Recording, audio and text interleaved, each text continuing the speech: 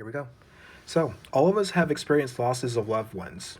And more than anything, we want to see them or hear them again, like in the movie Ghost, where Sam wants to touch Molly one more time. Have you ever had an encounter with someone who was no longer with us, be it family member, friend, random person on the street? Well, not on the street because they're dead, but you know what I'm talking about. What you got?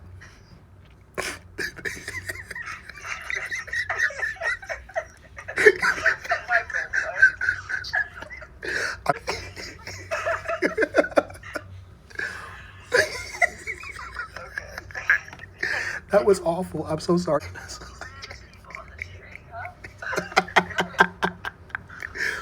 Wow.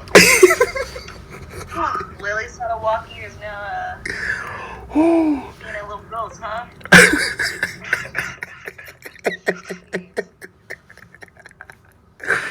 Oh my god. Um, the question still stands.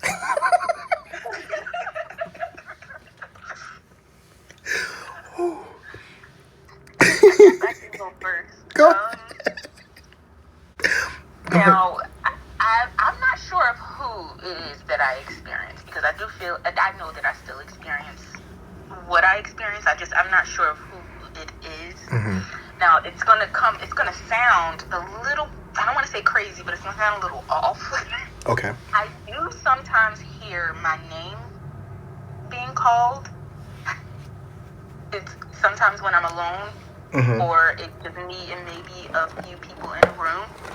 But a lot of the time, it's when I usually hear it when I'm like super duper worried about something or like doubting myself. I'll just hear my name just being called.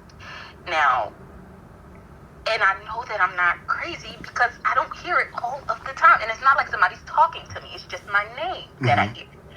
I don't know the voice, and I don't know who it is, but I do believe that someone is. But I also think that I have guides as well, and I think that that's who it is. I just don't know who it is. That's fair. I would be cool with that if someone was just kind of calling my name, but I'd also be like, all right, why are you calling my name? Tell me what you gotta tell me. Declare. Not all the time. It's only when I'm like really, really like in my head. Maybe it's whenever I'm in my. It could be me, but I think it's somebody else. I really don't think it's me. And you're not built that way.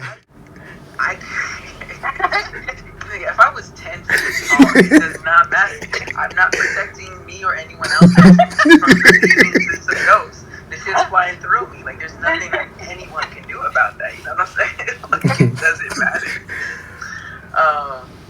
But I will. My mom has stories of me where I guess she says I used to see angels and demons when I was like a kid. Oh my. Like a toddler. And so she has some stories of me. There's only one in particular that I know of because I remember it, and it's because like I have this memory ingrained, and then I remembered it. Like, I know that there were times when I was working in college, and it was the first day of work. I had never met anyone there, but I knew the exact room that we were going into in order to plan. I knew exactly how we were going to be planning. I knew what kids we were going to be planning for before it happened. Are you sure that's not those type of things are creepy? Like premonition? I don't know, because it's happened to me about 3 or 4 times. Most recently was the last 2 weeks I've been dreaming about getting into a car crash. Like literally waking up at 2, 3 in the morning for 2 weeks of me being in my car on the freeway slamming into either a semi or a big truck. Oh god. And on Monday, the first of the month, Bone Thugs and Harmony, what? Hitting a pole. You hit a pole? And so I hit a pole. You didn't tell me that. And I'm like, I told you I was pissed off that day. Heffa, you didn't tell me why you was pissed off. Ready to talk. But yeah, I ended up hitting a pole, and I'm like, ever since I hit the damn pole, I've been able to sleep through the night. So I'm pissed off that I stayed off the freeway for 2 freaking weeks, thinking that I was gonna slam into a car, only to hit a fucking pole as I was leaving my car. That's really interesting. It's to like me. precognition. I wonder about just the way that our brains are working. Like, is it a premonition, or is it just like our own anxieties and fears getting to us? Because a couple of years back, I remember I became overcome with fear. Every day and every night, I wasn't really sleeping and I wasn't leaving the house because I'd never been this way in my life. I'd never been that way in my life, where I was just afraid to get into a car. I was afraid to leave my room. I can't explain why or where it came from, but this was just a thing that was happening. And then I was convinced that if I was driving, I was going to get into an accident. It was just crazy. This happened for like a couple of months, it felt like. And then one day I took my parents' car and I got into an accident and totaled the truck. And, damn. And I was shaken, but then as soon as it ended, like it was over, like the car stopped and I was sitting there and I was like, okay, everything is still attached, nothing is bleeding. At that very moment, my body relaxed. And then You're like, I got this shit. Yeah, and then I was able to just, like, all of the anxieties and fears and everything that I had built up until that point just kind of went away. It was able to kind of be released after that accident. Like you're bracing for the fall, then the fall happens. It's like, oh, it wasn't as bad as I thought it was going to be. Yeah, pretty much. But I'm wondering if like my worries manifested that accident, because I wasn't at fault. So that's something else to consider. I wasn't at fault, but still. Right. I don't know. I don't know how to fully it's all very that thought either. That's interesting. What about you, Mike? You had any weird? Yeah, actually, yeah, because I get deja vu a lot. And I remember my mom told me, she's like, you used to talk to people and things like that when you're younger, things of that nature. They've been long since passed. And I'm able to recall people who have passed away, who I've only met maybe once ever in life, if at all. But the one that sticks out the most is my mom's mom, my grandma. She passed away when I was 11. And, it was weird because I remember we went down to see her. And I told my sister, I'm like, she has a month. And a week later, she passed away.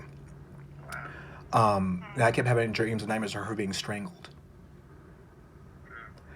And, shit, I don't want to cry.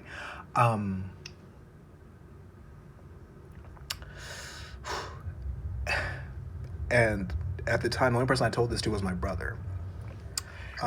So, like, 5 years after she died, me and my mom were talking. So we hadn't spoken in a while. She died. Today's for my mom's 35th birthday.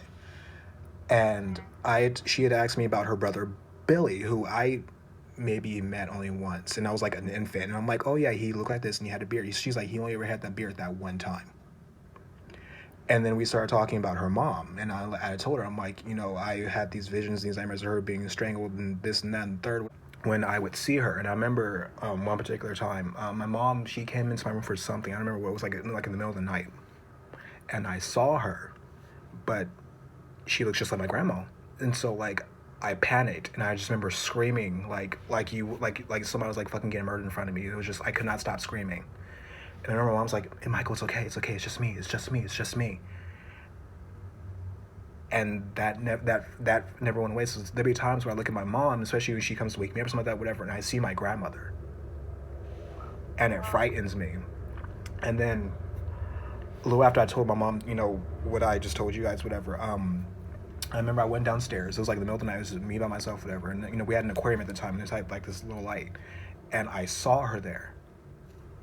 And I panicked. And actually, people that know me, that people over me, whatever, they know that I very seldom sleep with the light off. Up until I was about 20. That is why. At first, I share with my brothers, things like that, whatever. So, there's somebody to keep me company, so I didn't feel so afraid. When I was by myself, I slept with the light on, or something had to be there to distract me because I could not function, focus, or sleep if it was just silent. And, I would still have dreams of her, and I remember I would call my mom, like, when I was like 24, 25, I would call my mom, like, in tears. I'm like, she's visiting me again. I don't know what to do. I don't know what to say, whatever. She's like, well, ask her what she wants.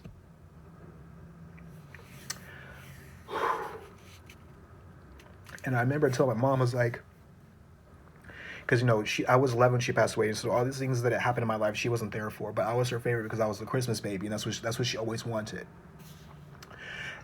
And I was like, I don't know how she responds to me, especially since I'm gay, so on and so forth. And so I asked her, like, well, what do you want? She's like, I want you to know that I love you.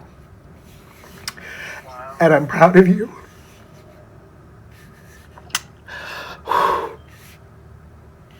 I was gonna ask you like what made you fearful of seeing her.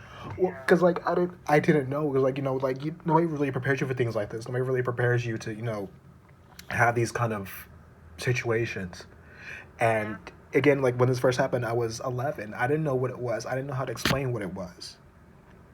And given the fact that that's my mom's mom, my mom wasn't close to her mother, things like that, whatever. I didn't want to say anything to her because I didn't want to upset her. And so it's just something I held on to because like I didn't know what to do. And like again, you're gone. You know what I mean? Like for me, it's like when you're gone. At that point, when you're gone, you're gone. That's it. Yeah. And so to have that happen all intermittently and all the space for over 10 years, it's like I didn't know how to be. Once you got your answer, did she stop coming to you? So yes and no. Whenever a grandparent or anything or a relative would pass away, she would visit. When my mom's person she thought was her father passed away, whatever, she came to visit. When his wife passed away, 3 of them came to visit. And because like for me, it's like I as Brittany knows very well, I don't really talk to people like that. And one of the things I regret is like my step grandmother, whatever you want to call her, whatever. She had got cancer, and she got brain cancer because she was a smoker. And I kept saying I'm gonna call her tomorrow, and then she died. And I remember talking to my sister Sabrina, and she's like, because I was, her funeral happened, whatever. I was just all distraught, and she's like, seek her out, pretty much. And so I sought her out, and I'm like, because I meditate, whatever. And so she came to me, and she's like, "You have nothing to be sorry for. I love you. If you know where you can find me." My grandpa came through. My grandma came through again. She's like, "I'm so proud of you. I love you. You're strong. This, that, and third, whatever." And it helped me move on. But I was 20. This is 2018. I was 27. And so for me, it's like one of those things where it's like, I was afraid of what they would say or what it be, because again, like you don't know how it's going to be, whatever. But I also haven't lived life in a way that would be exactly maybe what they would have picked out for me. Yeah.